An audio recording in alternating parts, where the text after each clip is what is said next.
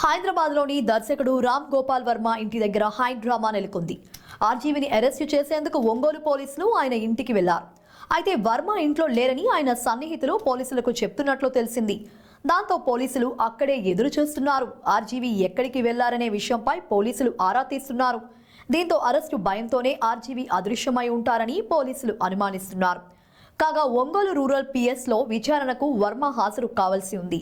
అయితే ఆయన విచారణకు హాజరు కాకపోవడంతో ఆయనను అరెస్టు చేసేందుకు పోలీసులు సిద్ధమయ్యారు. ఈ క్రమంలోనే ఇప్పుడు కనిపించకుండా పోయారు.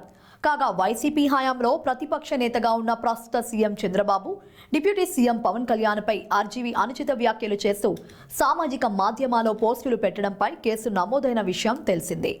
ఒంగోలులో నమోదైన ఈ కేసు విచారణకు ఆయన హాజరు కాలేదు. అరెస్టు నుంచి రక్షణ కోసం హైకోర్టును ఆశ్రయించారు. అయితే కోర్టు తాము రక్షణ కల్పించలేమని చెప్పడంతో విచారణకు వచ్చేందుకు కాస్త సమయం కావాలని కోరారు. కానీ ఇచ్చిన గడువు ముగిసినా వర్మ విచారణకు రాకపోవడంతో ఒంగోలు పోలీసులు ఇవాళ హైదరాబాద్లోని ఆర్జీవీ డెన్కు చేరుకున్నారు. కానీ ఇప్పుడు ఆయన ఇంట్లో లేకపోవడంతో అక్కడే వేచి చూస్తున్నారు.